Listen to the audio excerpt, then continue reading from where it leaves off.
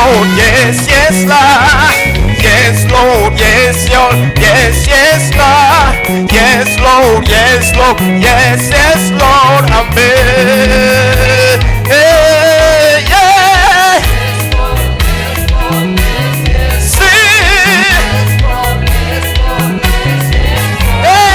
Yes, Lord, yes, yes, yes, Lord, amen. Ah, yeah. Yes, Lord. Yes, Lord. Yes, Lord. Yes, yes, Lord, amen.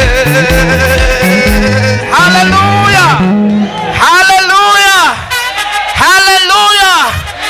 It's a great honor and privilege. May I request you to join your hands as we invite the man of God. Hallelujah. Clap to the Lord as you receive the servant of God. Hallelujah, hallelujah, hallelujah. Praise the Lord, hallelujah. Give the Lord praise, hallelujah. Thank you. Wonderful.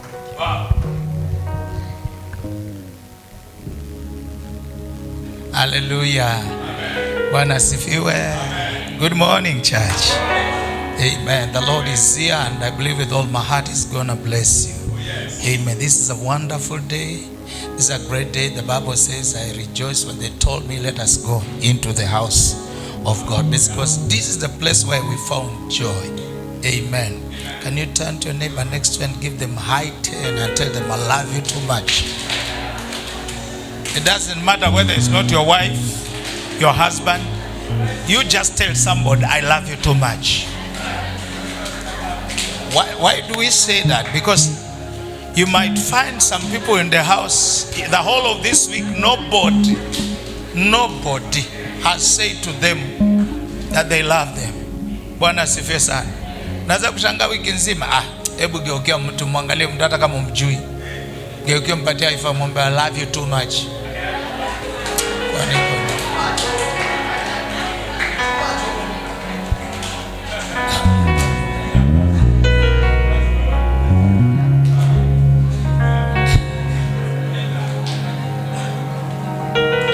Kama kuna kitu kinakosekana ulimwenguni ni upendo. Mtu kukwambia tu I love you. Mimi normal walk, natembea town.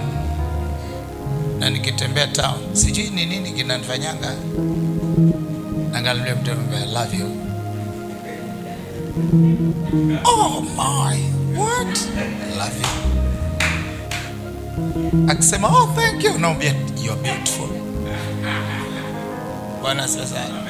Na nyinyi wadada mjitahidi kuambia watu I love you. I say oh you're handsome. Yes. Alafu nampa mtu shughuli. Potea. Yes. Hata kipiga moja kwa moja. Ushamaliza kazi yako. Bwana sasa mwambie jirani yako don't respond to that's not your business. Bwana sasa. Do we love everybody here? Yes. Can we walk around and greet each other? We can have our seats in the presence of God. Are you blessed? Yes. Amen. All visitors who are visiting the first time, this is JPP, Jesus Palace of Praise headquarters. We are worldwide. We are blessed beyond measures. We love everybody. Amen. Love here is full. Lakini ajisahau kwa Mungu. Yani ako busy every time. Hana time na Mungu. Let me tell you that we need to be closer to God. The more we become richer, the more we become wealth, you need to come closer to God. Bwana asifiwe sana. Utajiri usikutenganishe na Mungu. Mali isikutenganishe na Mungu. Kitambo unapata mali unatakana. Mimi nimegundua ya kwamba saa hii inaendelea kufanikiwa, ndio nahisi kukaa karibu na Mungu. Najisongeza kwa Mungu, nataka niwe available kwa Mungu. Bwana asifiwe sana. Haleluya kanisa la Mungu. Bwana asifiwe. So naamini ya kwamba nyakati hizi ndio nyakati za kuhubiri injili isiyo na majaliano. tutoke katika injili ya prosperity na kuambia watu watapata magari, manyumba. Takuonyesha sasa hivi. Juzi nilizungumza the success of a believer, si ndio? Leo nazungumza the hindrance of your success. Kizuizi cha kufaulu kwa kutoka kufaulu kwako. Bwana asifiwe sana. Amen. Maana hatuwezi zungumzia watu tukawaambia kufaulu na upande huu hatuwaonyeshi kwa nini. Bwana asifiwe sana. Tunapaswa kuwaonyesha alafu uamue, because even the Bible says, amesema, Mungu anasema nimeweka mbele yako uzima na mauti. Bwana asifiwe sana. Laana na baraka, uchague mwenyewe. Choose by yourself. Bwana asifiwe sana. Choose by yourself. Make a decision to choose the right thing that you want to choose. Bwana asifiwe sana. So the hindrance number 1 to the blessings or success kwa kila kitu ambacho kiko katika maisha, number 1, the first hindrance is sin. Hindrance number 1 is sin. Dhambi. Dhambi ni mbaya wa ndugu. Nilipoishi katika dunia na katika dhambi, hakuna kitu chochote cha maana niliona. Leo unakuta mtu akiishi katika dhambi, mwanamke akiishi katika dhambi, mwanamume kijana akiishi katika dhambi, vitu vyake vyote vinakuwa haviwi vya sawa. Hata kama ni mali hazipati kwa sawa wakati mwingine, na hata kama ni spending, ana spending na very poor way. Bwana asifiwe sana. Kwa sababu most of the people leo watakwambia tutaenda kurusha roho, lazima tuende kwa disco, lazima tuende bar, lazima tuende tukunywe, lazima tutembee na wasichana, lazima tutembee na wanaume. Sasa nataka nikwambie, sin, dhambi ni kizuizi kikubwa sana katika kufaulu ndani ya Mungu. Sema amina kwa sauti kubwa. Ukiwa mwenye dhambi hawezi faulu. Hata wale wako nazo mnaoona magari na vitu vyote, Biblia inasema zimewekwa kwa ajili yetu. Bwana asifiwe sana. Si urithi wao, ule ni urithi wetu. Bwana asifiwe sana. Soma katika kitabu cha Warumi 6:23. Romans chapter 6 verse 23.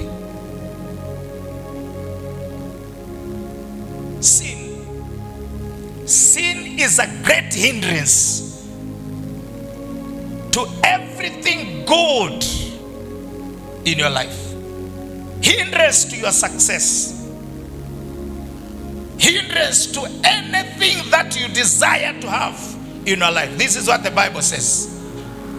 For the wages of sin is death, but the gift of God is eternal life in Christ Jesus our Lord. Can we read it together? 1, 2, 3, start.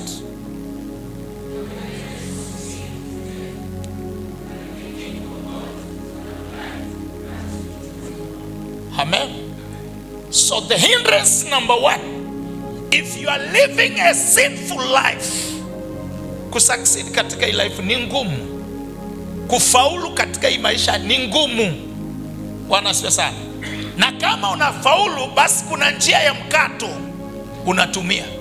Either wewe ndio unaibia county, ama ndio unaibia serikali, ama kuna magendo, ama unauza madawa za kulevya. Bwana asifiwe sana. Moto aseme amina. Ama unafanya ukahaba. Maana unaweza kuwa mchana kanisani na usiku ukawa katika bar. Shalex, inaitwa Shalex. Chalice ile hapo inaitwaje? Unakumbuka? Nikumbushe jina lake. Bonge amekwambia usiseme. Lakini Bonge ni mjanja sana. Anajua ukisema utaambiwa mwenyewe ndio huyo. Inaitwaje ile kwa Caltex Boy? Wala ameiona jina. Inaitwa, is it Shalex? Sam, Bwana asifiwe. Uko pale Eldom. I love you sir. Bwana asifiwe. Shalex. Sasa unaweza shangaa ukaona binti mchana anakaa vizuri, mchana ako kwa ibada kama watu wengine, lakini ikifika jioni unasikia naenda kazi. Nimeziona wasichana wengi naona wakipanda magari pale. The other day I was asking around saa 2 hivi, nauliza unaenda wapi? Ananiambia kuna kazi nafanyanga kazi, naingia shift ya usiku. Nikaangalia binti nikaona hafanyi county, yeye si askari. Alafu nikaangalia macho yangu akapita pita vizuri, nikaangalia kumbe hapa chini alikuwa amefunga kakikoi. Bwana asifiwe sana. Alafu na huku juu amevaa koti na kamevaa kaspageti, mnaelewa wadada? Kaspageti mnaelewa? Open gate. Mnaita spaghetti lakini open gate. Bwana asifiwe sana. Sasa amevaa hako na kavana kakoti juu. Sasa na huku chini amefunga kaleso, kamefungwa side. Nikajua hii ni biashara mbadala. Bwana asifiwe sana. Haleluya.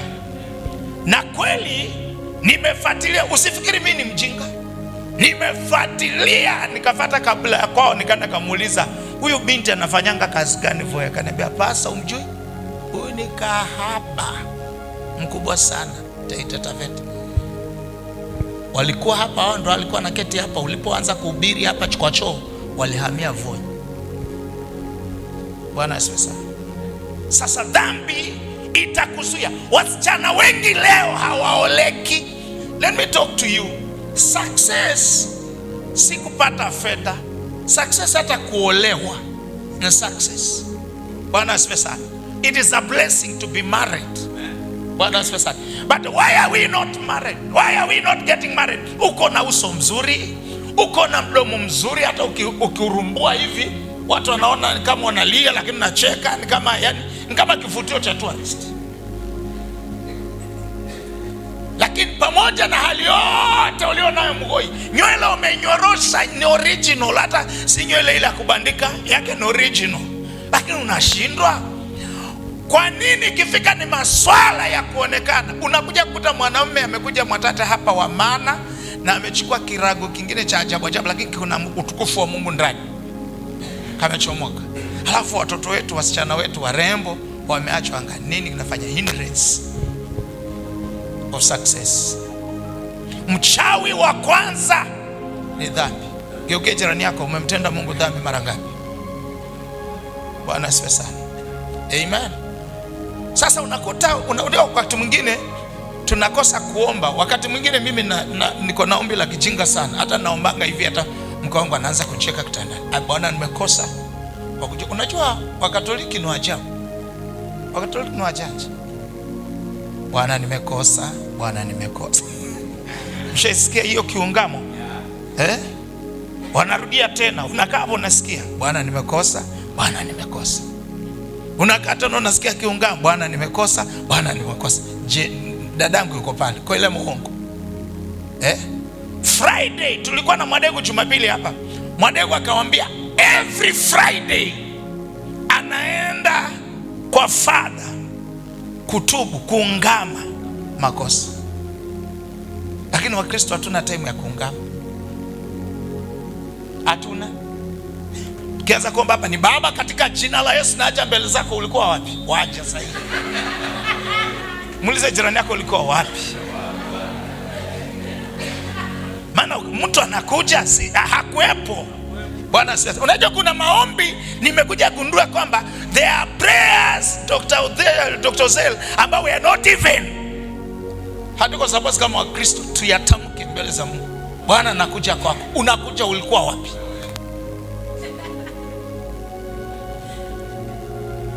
Na kama basi imekubidi kuja, hujui ni wakati gani wa kukuja. Wakati wa kuja anasema njoni tusemezane, maana kuna makosa mmefanya. Mnakuja kutubu, lakini unasikia Baba katika jina la Yesu naja mbele zako, ninadai haki zangu, ninadai. Kwani ni chief? Mungu umemfananisha na chief wewe? Mungu unamfananisha na MP? Bwana asifiwe sana. The Bible says for the wages of sin is death, but the gift of God is eternal life in Christ Jesus our Lord. Nimesikia ndugu mmoja akishuhudia hapa akisema, Baba, ninajua niko kwa office pale naona kwa CCTV cameras. Akasema babaka, I don't know who was it. Amesema babaka alimwambia ampatie kitu. Nani huyo? Babako alikwambia nini?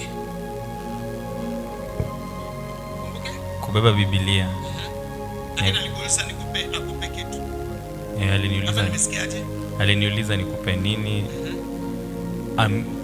Nilikuwa nataka transport na nilikuwa nayo. Akaniuliza sasa uko na transport nikupe nini? Akaniambia the only thing I can give you is the Bible. Go and just walk with the Bible and read your Bible every time. Why? This is a real father. This is a real father. Leo mtoto anaenda college hata Biblia apewa. Anapewa pampa za pocket money. Kitu cha kwanza mnakimbilia ni kwenda kuchukua pads.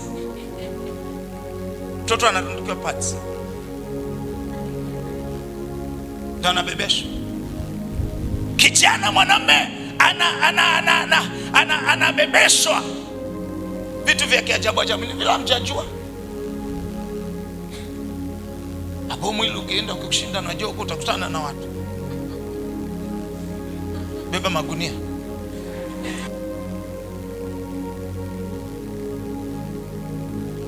Penda sana mwanangu. Sitaki kurudi hapa ukimwakoa na makamasi. Mmeelewa magunia? Lugha wazee na wasanii wa East Africa. Bwana asifiwe sana. Tunakosa kupeana watoto wetu maadili yaliyo sawa. Tunakosa kuambia yani imagine mzazi wa kiume akiambia mtoto wake, I am giving you this Bible to guide you.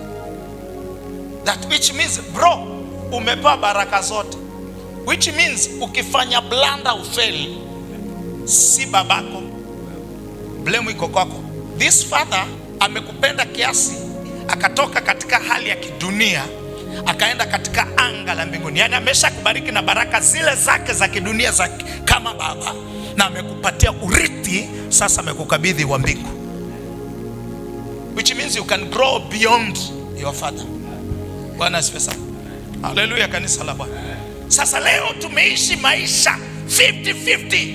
Eunice leo tuko kanisani rakamando rababosa. Tukitoka pale ni mshene yule pastor anibariki, mke wake hanibariki. Mimi nakujanga kanisa kwa sababu jina lake tu peke yake ndio linanivutia. Unakuja kufanya nini?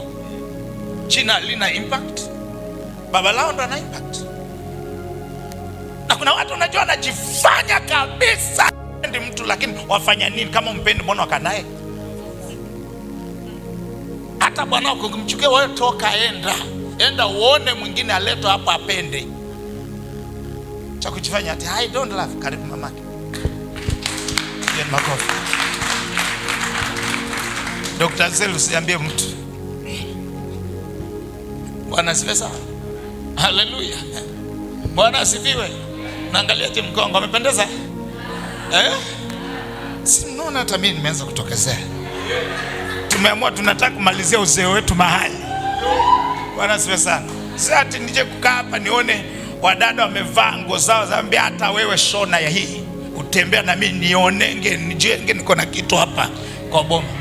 Sitaki kutenda dhambi because for the wages of sin is what? Death. Bwana asifiwe sana. Mshahara wa dhambi inasema ni mauti, lakini karama ya Mungu ni uzima wa milele ndani ya Kristo Yesu. So kizuizi cha kwanza ni matendo mabovu, evil thoughts ambazo tuko nazo, mawazo ambayo ni kinyume na mausia ya Mungu, tabia ambazo tulizo nazo. Wewe ni msichana leo hujaolewa, lakini umeshika askari wa watu Kenya Police katika mji huu. Uko na watu Kenya Police anakuja Thursday, mwingine mwalimu kutoka Ukambani anakuja on Friday, mwingine anatoka sijui wapi Maungu anakutembea. Wewe unaenda Maungu kila siku, namwambia mama yako na watu wa kwenu mnamwambia huyo mwingine tunajua weekend lazima niende nyumbani. Wapi? Maungu. Kumbe Maungu Janet na wewe ni watafeti. Kumbe Maungu kuna Maungu kwanza huko Maungu. Ndio maana tumepeleka nabii wa Bwana akae huko wapi sana. Meka huko akamate anga huko Maungu. Tutakuja Maungu. Lazima tuweke madhabahu Maungu. Huko lazima tuweke. Wengi mnakimbia Maungu usiku. na nitaanza kutembea hivi karibuni. Nishapata gari sasa ya maana ya kuingia mtaa. Ukikuona bonge, piga picha. Na wakati tunatembea na hiyo gari tunaitoa number plate, hamtajua ni yetu, ili tukushike.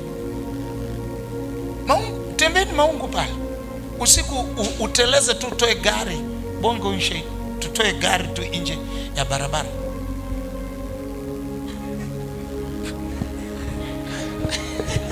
Hata mtu ana kitu chochote, lakini watajibidisha Venosi. Akuja hapo, anakuja kwa dirisha, hai, anakwambia hai. Hata kizungu ukimwongelesha za kizungu hajui, hana. Alikuwa anakusalimia.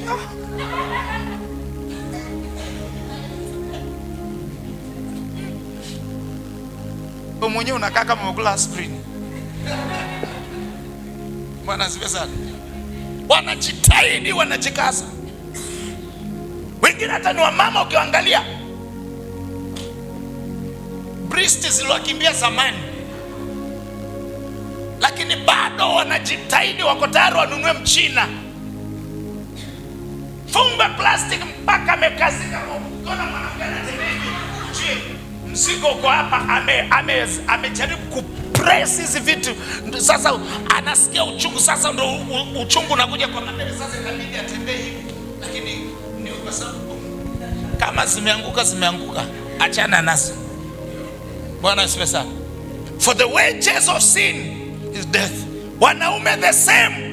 Unaishi kanisani, uko na mke hapa Mwatate na uko na mume na mke mwingine Kasarani. Kisemekana umechomoka, umeenda kazi outside, tayari si outside. The other day nilikuwa na kesi nyingine, jamaa ametoka Nairobi, anafanya kwa government. Ametoka Nairobi, akaacha mke wake Nairobi, akashuka, akasema ameenda Mombasa. Kumbe mama naye ako na namba ya director wake.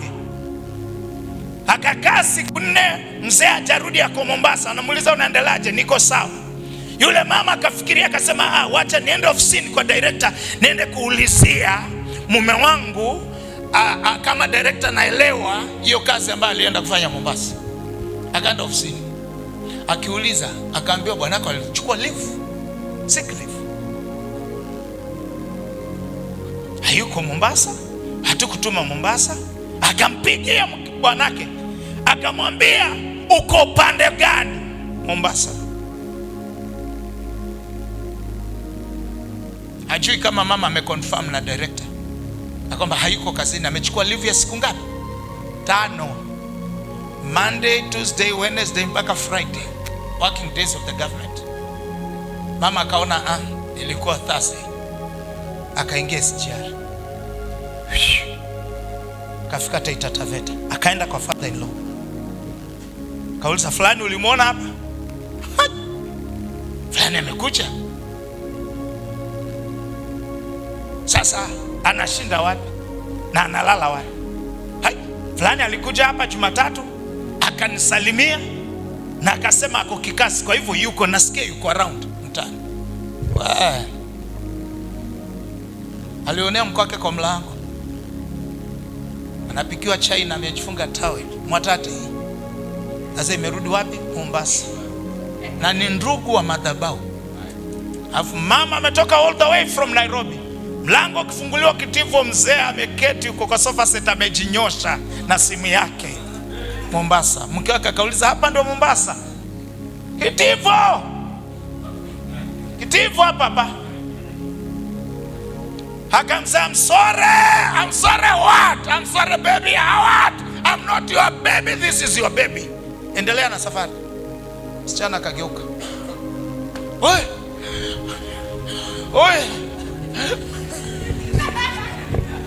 The wages of sin. Haya, mwanamke ndo ana pesa kumliko, mwanamke ndo anambeba, ndo ako na mali kumliko, kimemramba. Ikilopita nakutana naye amevaa very sharp, na shindo ule smartness umeenda wapi? Kumbe kitambala chefu tanana ngola. Mama tajiri amekaa kivyake, akamwambia jipange. Si pale ndio uliona ni salama mimi nimekaa na wewe miaka hiyo, nimekulisha, nimekunyosha, nimekutafutia mpaka kazi. Leo unakuja kunifanyia dharau inayo, unaniambia umeenda kazi, kumbe hauko kazi, umechukua leave ya kwenda nyuma. Mpaka babako mzazi unamdanganya umekwenda kazi. Na ulali nyumbani, unalala kwa mtu mwingine. Imagine jirani apige simu na uone mdomo kwanya. Usicheze na watu wanaotumikia madhabahu, wanawake wanaotumikia. Ezekiel, mwanamke anayetumikia madhabahu usicheze naye, utakamatiwa anga dakika moja. Imagine jirani ndiye alimpigia simu akamwambia nimeona bwanako tauni na anakaa mahali fulani. Sasa na yule msichana anakaa naye si msichana mzuri, gari moja kwa moja, the wages usi ndoa inaisha, mkanodo kuneka pesa. Yani imagine upate mwanamke ana pesa anakusupport. Nataka kwenda na ndege, ukimwambia tu mke wangu nataka tuende Mombasa, anakwambia flights ndege. Ujoka ndege sasa ni mkokoteni kwa punda. Hapo mtu atakuja kusema hato kuna laana. Alafu watu wengi wanakuta kuna laana tumerithi kwa baba. Ni ujinga wako. Laana ya baba kae na yake, abaki na yake. Mimi niliokoka, Biblia inasema sisi tulifia dhambi, tutawezaje kurudi tena? Paulo anazungumza.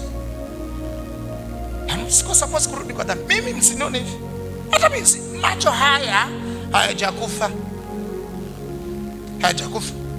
Na msichana kivaa vibaya hivi, macho ndio ana shida na akili itakuwa. Hata ukijaribu kusoma Biblia unasikia umeinuka. Menga unajaribu kwa unafuta macho, lakini na hata ulikuwa unasinzia, usingizi unaisha. Kuna mwingine walikuwa kwa matatu, msichana wa Kitanzania, mwanaume pando.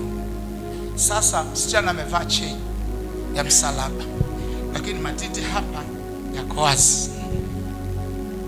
Sasa huyu mwanamume yuko upande huu amekazana, anaangalia hivi, yule upande ule anaangalia. Alafu msichana umbea wake akaanza, mwanamume akamwambia ati hizi TikTok ni mbaya. Wale mgo TikTok kama mtajifunza, jifuzeni.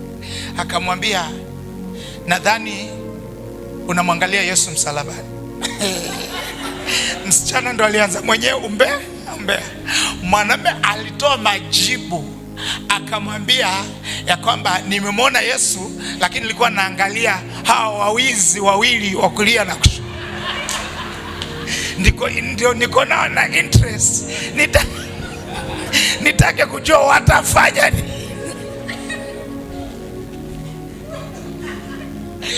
Unanielewa? Ujilize weka mfuatangi vitu, mwangalia msomi vitu, mnapitisha tu kuangalia. Zene, fuata vitu uangalie uone nini kinaandikwa. Bwana asifiwe sana. Na dada amekazana kabisa, akamwangalia jamaa akaona jamaa kageuka. Yule mwingine akaona mimi sigeuzi uso. Mimi nimebakisha hapo tunaangalia hivi. Akamsema kaka, mshahara wa dhambi. It is the hindrance to your blessings, to your success, to everything in your life. What hinders you not to prosper, not to grow well katika maisha yako ni kwa sababu umejichanganya na ulimwengu. Number 2, James chapter 1, kitabu cha Yakobo mlango wa kwanza mstari wa 6. Kwa haraka tu. James chapter 1, kitabu cha Yakobo mlango wa kwanza mstari wa 6. Nasema hivi: But when you ask, you must believe and not doubt, because the one who doubts is like a wave of the sea, blown and tossed by the wind. Umeona hii? Ila aombe kwa imani pasipo nini? Mashaka. Sasa hapa kitu cha pili kinachofuatia ni faith, lack of faith. Lack of faith in God. After you are born again, after you believe Jesus Christ as your personal Savior, you need to have faith in Him. Hata wakati wa kuconfess, wakati ulikuwa unaokoka kukutana na Yesu, ulifanya kwa imani. Sasa hapa ndio matatizo mengi wa Kristo wengi wako nayo. Watu wana ushuhuda mrefu, Ezekiel, nimeokoka, Yesu Kristo ni Bwana na Mwokozi wa maisha yangu, lakini kifikia ni mambo na imani ya kuamini katika vitu kufanyika, you don't have faith. Hiyo imani iliyokokoa ukasema Yesu ni Bwana na ukaacha vitu vingine, hiyo imani inaweza kukusababisha vitu vipatikane. Sema amina kwa sauti kubwa. Lack of faith is the hindrance to your success. Blessed be the name of the Lord.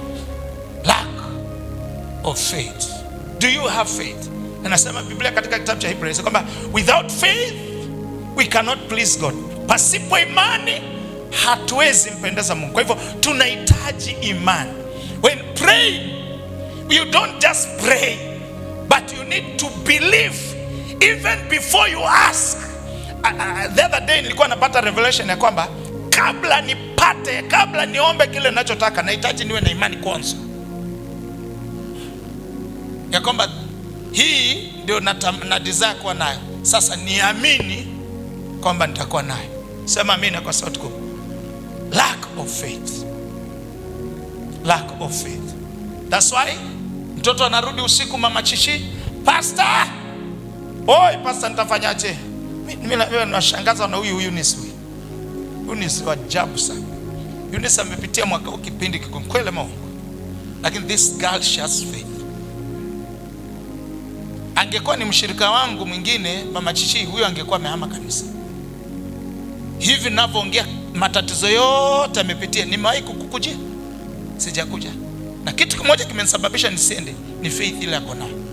Ananiambia, yani mtu anakupigia simu anakuambia ako kwa shida, lakini anakuambia God is in control. Huyu ni mshirika wa kawaida, huyu ni Mkristo wa kawaida, lakini leo mwingine anakupigia simu analia na bwanake kwa hapo kitanda. Simshikane mkono na bwanako muombe. Vile nasema mengine nastahili kuamini wawili wakikubana kwa jambo lolote, wakifunga lolote duniani mbinguni litafungwa, wakifungua litafunguliwa. Ombeni katika kuamini Mungu pamoja. Mwambie Mungu, hii hali tumeikataa katika jina la Yesu. Lack of faith. Bwana says this woman she has faith. Ukimwona kwa hii ameketi kwa hii kiti, mama Chichi anaelewa story. Ile kipindi amepitia, huyu mwanamke amenionyesha imani kubwa sana. Paul ameonyesha imani kubwa sana. Na si imani tu kwa Mungu, ana imani na trust even na pastor wake, ana trust na kanisa lake. Ndio maana umtoi alitoka hospitali na watoto mahali pa kwanza alikimbilia ni hapa kanisani. Ni wazazi wangapi wanapata watoto na hawaji kanisani? Hata watoto wake ni wadogo, hata hawajawekwa wakfu. Lakini mwingine, kuna mwingine hapa umezaa, unakaa mpaka miezi 6 uko kwa nyumba. Bwana asifiwe, Bwana asifiwe. Mnajua nilipata muujiza. Tuko hapa tunaendelea kuangalia muujiza. Mtakaa nao mpaka lini huo muujiza? Ni wenu. Bwana asifiwe sana. Bwana Yesu asifiwe. Lakini kwa sababu ya kuwa na imani, sisi, ulizeni mke wangu, mimi ni mafia. Mtoto anazaliwa akizaliwa pale pale namshika na mweka wangu na wawekanga wakfu mwenyewe pale pale. Alafu the rest naachia padri wangu yule mwingine atamaliza. Ile wakfu ya ukweli. Mimi nawekanga wangu wakfu. Nakanga kwa nyumba mwezi gapi? Wiki 3.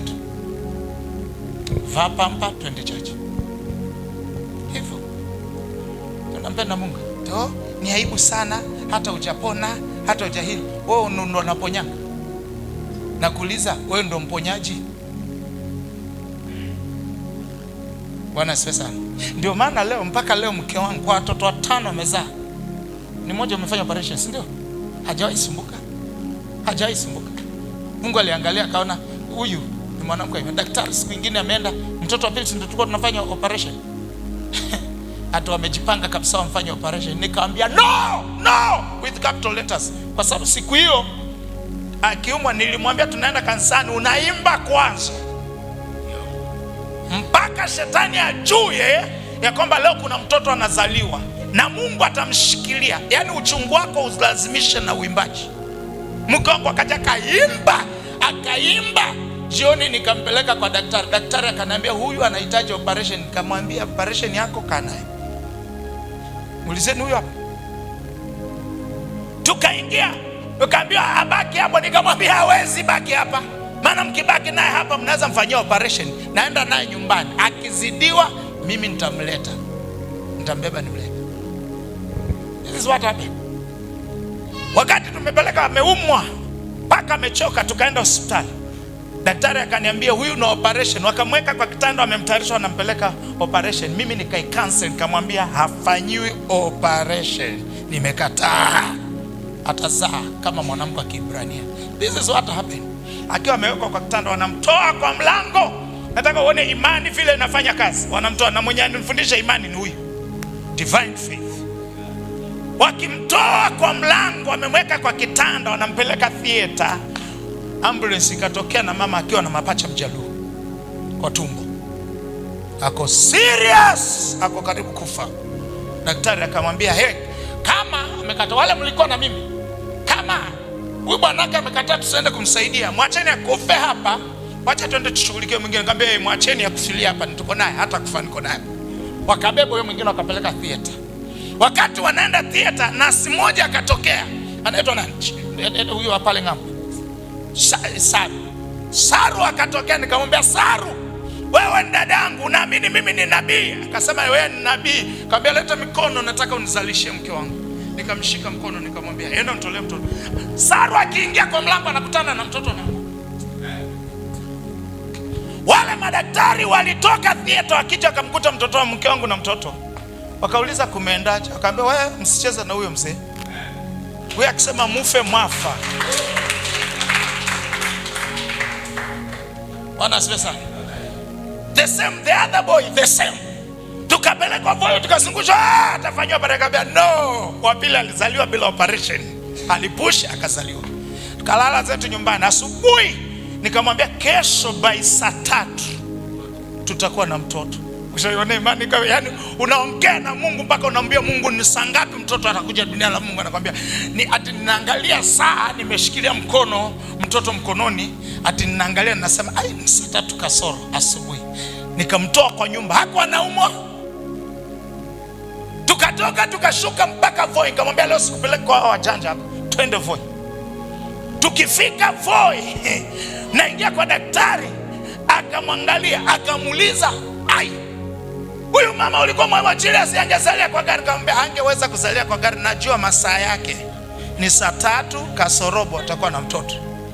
Nikatoka, mke wangu ndio huyu. Nikatoka nikaenda kinyozi, nikamwambia daktari, "Naenda pale kinyozi, nikirudi nitakuta mda." Nilienda kuketi kwa kiti kwa kinyozi hivi. Napigiwa, naambiwa, "Hebu njoo."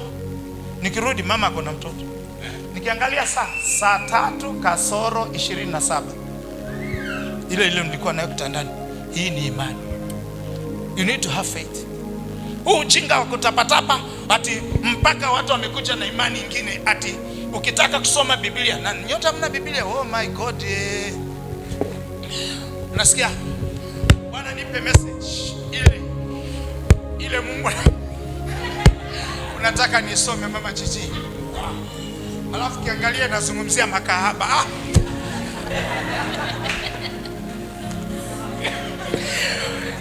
Na ngapi ashaifanya hivyo? Na ngapi ashaifanya Mungu nipatie neno leo nataka nilione. Nilisome. Wangapi ashaijaribu? Hebu nyosha mkono. Waaminifu mmoja ndio huyu. Mwaminifu mimi ni mmoja wao. Mwingine nyosha mkono kama ushaijaribu Pastor Sophie. Mwingine nyinyi nyote mnajifanya ati ni kila mtu hapa, hata mkoa Morris ashajaribu. Hakuna mtu hajajaribu. Kuna ka spirit ka ujinga. Ati leo nataka Mungu unene nami. Alafu naenda kwa Biblia ati neno hilo tafungua na umefunga. Na Bwana nimeweka kidole changu. Ukienda kuangalia hivi anakemea makahaba. Unasikia Mgezekele amesema kwa jina la Yesu, in the name of Jesus. Uliomba neno la leo, inaweza kuwa hauna ukahaba lakini unakumenyelea. Kuna ka spirit ka ukahaba kanakuja. Sasa Mungu anakuambia alert, be alert. Soma. Si wewe mwenyewe ndio ulisema unataka Mungu aongee na wewe? Mama nani amecheka sana, nimeona ni yeye. Huyu ni experienced. Manager wangu wa watoto. Anaonekana ni experience wa hiyo. Hata mkoa Josai. Wazo nakoka na mwana science kwa nyumba. Najua Josai ni mwana science, hakuna kitu asifanye dunia. Kila ameshindwa kutengeneza ni nyota ya kupeana watu Josai. Lakini akipata mlango kama huo atengeneze nyota, Josai atakuwa rich. Bwana asifiwe sana. Hallelujah, kanisa la Bwana. Bwana asifiwe sana. Lack of faith. And number 3, disobedient to God.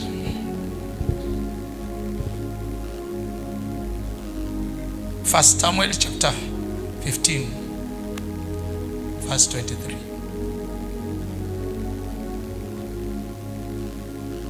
First Samuel chapter 16 verse 23.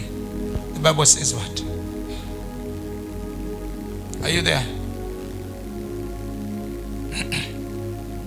I'm waiting for you. Gift yuko wapi? Unafanya nini huko juu?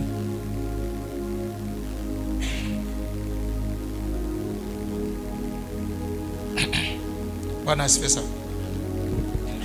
Whenever the spirit from God came on Saul, David would take up his lyre and play. Then relief would come to Saul. He would feel better and the evil spirit will leave him.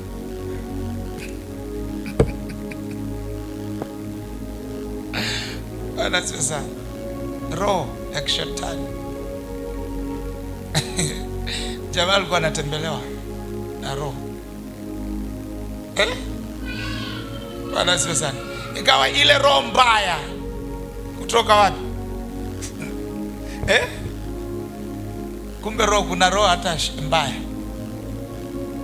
Ukifanya blanda, ukiishi maisha ambayo si ya sawa kwa Mungu, Mungu anaweka roho mbaya ndani yako. Anaachilia roho mbaya. Na hii ndio inafanyanga hata watu wengine wakafa na accident. Ukafa kifo cha ajabu ajabu cha kushangaza kwa sababu ya roho mbaya. Lakini Biblia inasema aje? Ya kwamba ikawa ile roho mbaya kutoka kwa Mungu ilipomjia Sauli, ndipo Daudi alipokishika kinubi na kukipiga kwa mkono wake, naye Sauli akafanya nini? Ngoma mwazindika. Na ile roho mbaya ikafanya nini? Ikamwacha. Bwana asifiwe sana. Sasa hapa inaonekana kabisa Mungu ameondoka kwa Sauli kwa matendo yake. Roho ya Mungu imehama ya ukweli, iko ndani ya Daudi. Lakini kwa sababu ya Sauli kutokuamini, Daudi bado anashikilia. Sasa inabidi mpaka Mungu amdemonstrate roho mbaya ishuke. Alafu Mungu akuje upande wa David amwambie, niko kwa David hapa, nilishahama. Disobedient. Na yote inaletwa ni kutotii neno la Mungu na kutotii maagizo ya Mungu. Kufanya the right thing that God anakuagiza kufanya. Bwana asifiwe sana. Asema Daudi ndipo anapiga mpaka ile roho, yani imagine. Nataka tufike mahali, praise and worship, wacheza vyombo, mcheze vyombo mpaka watu wale wako hapa na roho zao mbaya ziwatoke. Mama uimbe, Evans uimbe. Umeimba nyimbo za kizungu hapa, nimesikia watu wakishiraba. Nimesikia mimi niko pale naangalia, naona mdomo zao naziona tena kwa video na izoom. Mahali pa Jesus mtu anasema God, lakini anaimezea God jigodo. napotezea hapo, watu wasijue na amerudi kwa nyuma kwa microphone. Wacheni wewe ujanja. Kama ujui, ambia mtu ambaye anajua wewe wimbo, songa hapa. Baki. Wengine mnang'ang'ania microphone na nyimbo zenyewe hamzijui. Roho mbaya. Piga keyboard, Peter, hiyo ndo kazi yako. Mabonge. Nyinyi ndo Madaudi tunawategemea. Kwanza Daudi alikuwa kama Peter. Hata height ndio hiyo. Hata usi, hata kidevu, hata chonga. Huyu ni vile tu amevaa trouser na kavaa. Daudi yako na alikuwa mtu chenga. Alikuwa na kimeleta tu. Kimeleta. Bwana sasa hapo tu ndo umemshindia Daudi. Lakini vitu zingine zote kuangalia naona. Uimbe mpaka roho mbaya itoke ndani ya watu. Roho mbaya ucheze hicho kinubi tu. Mafuta. Yesu nipake mafuta. Ayo. Kuna watu wanakuja na roho mbaya. Yala kama kutoka ndio anacheza.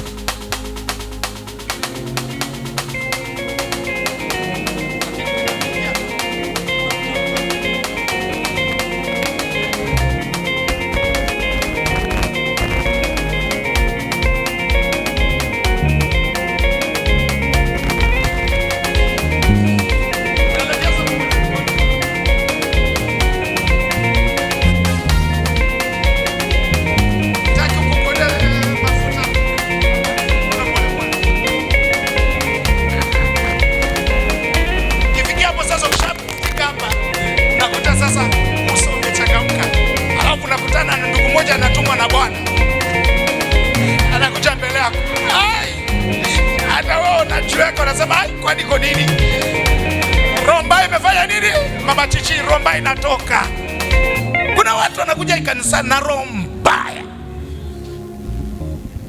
Lakini game ikicheza vizuri, nashukuru Mungu. Yaani nataka muwe proud ya kwamba mkienda mahali popote mnaenda kucheza muziki, hata kama vile leo. Mwambie Bwana tunaenda kumshikana mkono. Bwana tukishika hiki kinubi, Bwana tukishika bezi. Roho mbaya zilizokuja uwanjani.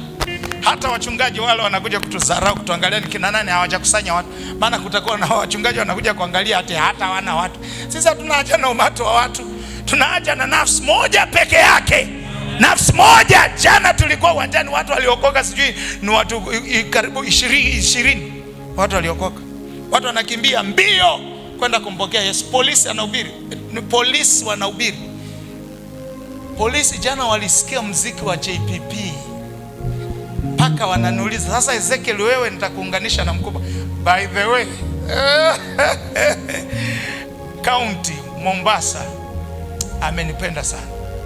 Akaniambia nataka uniorganizie hii kikundi. Sisi tunataka tuje JPP. Tuje tufanyie tu hiyo praise and worship.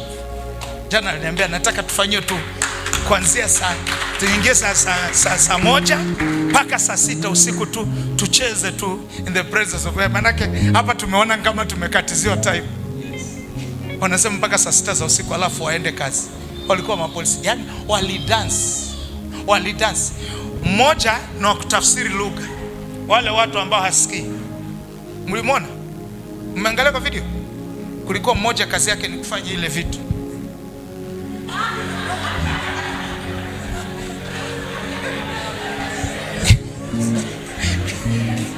Na kuna watu hapa mmezoea kuonyesha wenzenu hivi. Saa nyingine unaweza onyesha hivi kumbe umeambia bubu I love you. Wandrabu. Chunga sana. Kwa hivyo enda usome signs ujue signs. Jamaa alikuwa hivi. Yaani imagine, yaani jamaa ako active mpaka wimbo ana utafsiri bwana. Nilimwangalia mkao nikamwambia hebu angalia. Jamaa kwa hivi. Yaani nilimwangalia yaani I felt mpaka sema usi mtu nipewa ache kanisani. Askari. Bwana asifiwe sana. Roho mbaya. Kuna watu wana roho mbaya. Wamesema mwezi wa 8 tuwatengenezee crusade. Sasa ndio tunaleta jukwaa. Tuje tuinuke nayo. Sio sisi tuanguke nayo. Tunainukanga nayo. Simseme amen. Bwana asifiwe. Sasa mcheze vyombo, muwe stadi. Kama gita haijakuwa chundi ikatoshana na keyboard, make sure unaichunu, unasikiza, unaitafuta. Na msicheze vyombo hata mkienda Voi. Msikubali kwa sababu leo Jumapili wachezaji vyombo watatokea pale, waseme wanataka ngombe sisi JPP. Kwa sababu nimekuja gundua, mkienda watu mnajuana, kile kiwango, kile kasi mnafanyanga, roho wa Mungu atakuja kwa sababu kuna makubaliano. Huyu adharau huyu adharau huyu, kila mtu anashika kitu chake na mnatoka. Ndio hiyo kitu hawa bonge wanafanya. Kama mjajua kwa nini music yetu iko na impact, wala wa jamaa wawili wanapatana, spirit zao ziko moja. Bwana asifiwe sana. Lakini sasa tukienda tumedivide, unakuta kuna jamaa alama kusimama.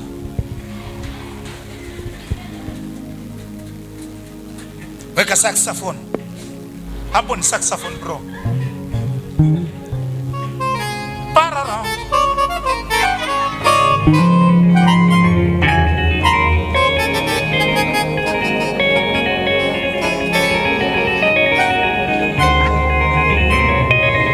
Vitu vinapitana. Maana no, alafu na kuongezanga volume anataka sikike. Watu ambao mwimbe kwa roho na kwa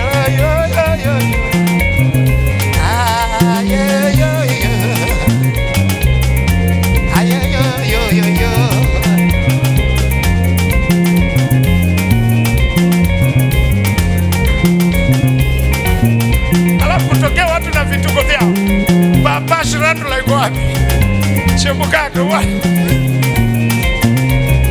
Alikuja moja. Yaani nikaona Bishop kama amechukua video yake akasahau kwamba kuna video inachukua. Anachukua jamaa anacheza opposite na bidu, lakini anaenda yani vitu vya ajabu ajabu. Mara kidogo kina mgoyo nani usijua ametokea wapi. Beki kwa wapi? Beki. Wakashikana sio na nani? Nani walikuwa? Na Samba. Wa Samba kwa.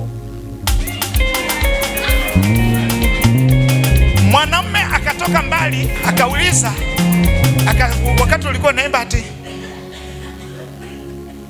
ile wimbo mwingine unataka mme, utukufu apewe Bwana aliyepokea mamlaka. Kuna mali yule naimba, wakati wa kuolewa ni sasa, na wakati wa kuoa ni sasa. Sasa unajua Samba alicheza, mwanamume alikuwa pembeni akamwangalia. Unajua alikuja kwangu akaniuliza, huyu msichana ameolewa? Uliona nilikuwa naye hapa karibu hapa, na alikuwa serious. Akaniambia, ameniambia na aliniambia leo nataka unikutanishe na huyu msichana, which means pepo mbaya imetoka. Jamaa alikatika, yani aliangalia Samba vile anakatika na shuka mpaka chini, akaona this is wife material hapa Jamaa akaja, hakujali, alikuwa na reflector, akaja kuniuliza, mzee niulize, huyu unamjua? Nikamwambia ni mwanangu. Ameolewa? Nikamwambia hajaolewa. Hata mimi sijaoa baba, na natafuta mke ambaye anatumikia Mungu. Nikamwambia umepata. Sasa leo lazima nipewe kitu kidogo. Bwana asifiwe. Bwana Yesu asifiwe. Bwana asifiwe. Hallelujah, kanisa la Bwana. Whenever the spirit from God came on Saul, David would take up his and play, then relief would come to Saul. He would feel better and the evil spirit would deliver him. Utasikira? Whenever the spirit of God came on Saul, David would take up his hiyo kitu and play, then the relief would come to Saul. He would feel better and the evil spirit would deliver him. Waganda ndo wanaongea Kizungu, msifikiri ni Waduruma peke yao, hata Waganda wanaongea. udeliver. Sasa wewe mpaka leo pepo unakuja nayo kanisani, ingine inatolewa kwa mwingine ambaye amekubali.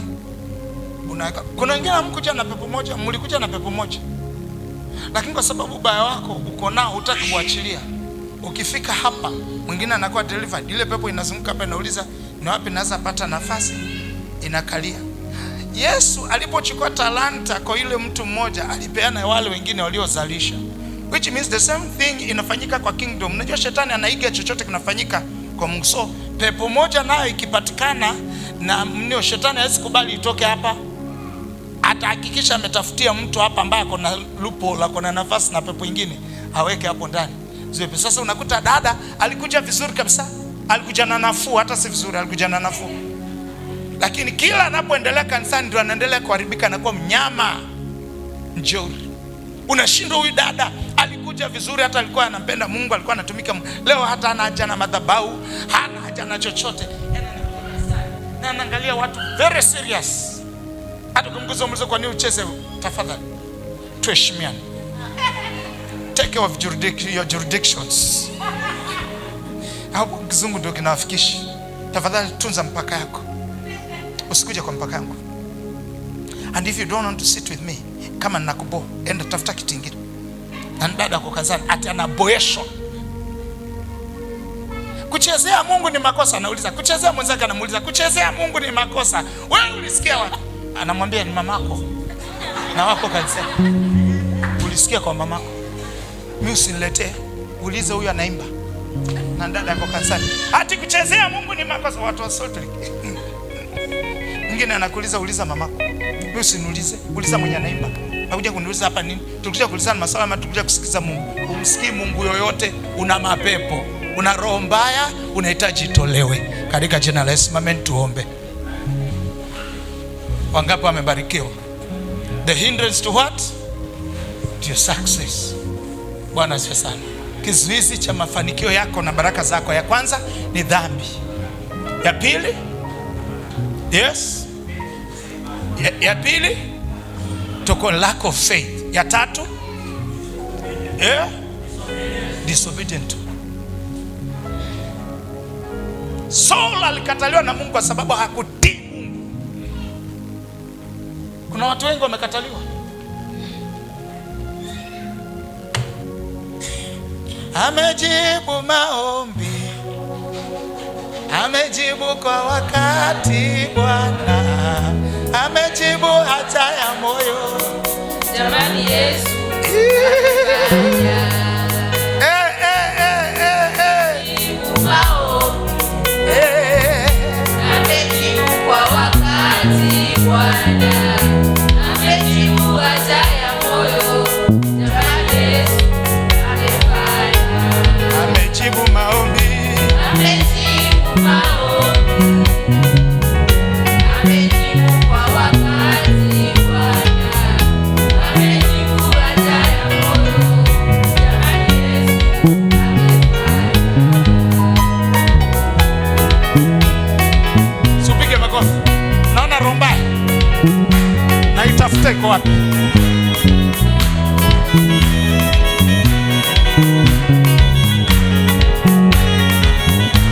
Amejibu maombi, amejibu baba, amejibu kwa wakati Bwana, amejibu haja ya moyo. Jamani Yesu amefanya. amejibu maombi, Amejibu maombi, amejibu Bwana, amejibu kwa wakati Bwana, amejibu haja ya moyo. Jamani Yesu Sasa geukia jirani yako uone kama anafurahi. Amejibu maombi. amejibu maombi, Ukiona mtu acheki hafurahi, amejibu kwa wakati Bwana, amejibu haja ya moyo. Jamani Yesu mulika mtu. Amejibu maombi. Kushoto kulia, mwangalie. amejibu